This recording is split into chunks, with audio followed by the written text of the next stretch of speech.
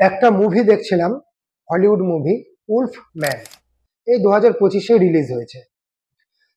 মুভির একটা পার্ট, খুব ছোট পার্ট, সেখানটায় দেখাচ্ছে হ্যাপি ফ্যামিলি, হাজব্যান্ড ওয়াইফ এবং একটা ছোট বাচ্চা, ভীষণ কিউট বাচ্চাটা। তো একটা দৃশ্যে দেখাচ্ছে তিনজন মিলে খাওয়া দাওয়া করছে, গল্প আলোচনা করছে। এমন সময়ে একটা লেটার আসে, ওই ব্যক্তিটির বাবা মারা যায়। সেই লেটার আসে, বাবা অন্য জায়গায় থাকতেন। তা লোকটার হঠাৎ করে মন বিষণ্ণ হয়ে যায়। তোমার স্ত্রী জিজ্ঞাসা করে যে কি হয়েছে, তোমার কি আছে লেটারে যে তোমার মন হঠাৎ করে বিষণ্ণ হয়ে গিয়েছে। তখন লোকটি বলছে যে বাবা মারা গিয়েছেন, তার চিঠি এসেছে। তা তার স্ত্রী বলছে যে তুমি তো তোমার বাবার সাথে থাকো না, বহুদিন আগেই তো সেপারেট হয়ে গিয়েছে, তাহলে এখন দুঃখ পাচ্ছ কেন? তখন লোকটি বলছে অনেক বছর হয়ে গেল বাবাকে ছেড়ে চলে এসেছি, বাবাকে একবারের জন্য সরি বলা হলো না।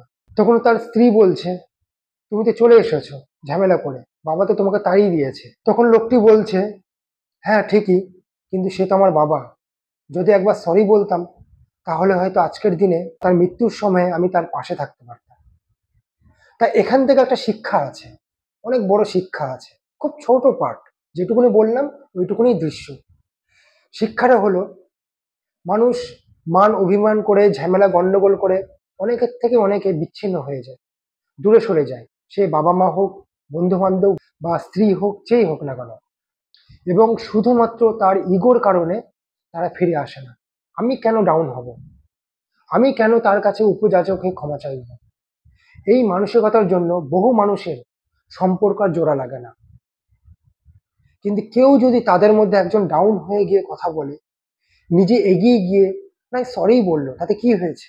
সেটা তার পরিচিত মানুষ, সেটা তার ভালোবাসার মানুষ, তার সাথে একটা সময় দীর্ঘ সময় কাটিয়েছিল, কি হবে তাদের কাছে একবার ডাউন হলে?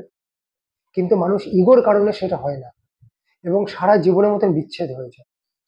তাই ইগো পরিত্যাগ করো, যার যাকে ভালো লাগে তার কাছে ডাউন হয়ে তাদের মনের কথা বলো, তোমার মনের কথা বলো।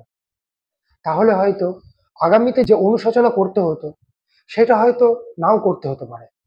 ভিডিওটা যদি ভালো লাগে অবশ্যই শেয়ার করো। জয় শ্রীকৃষ্ণ।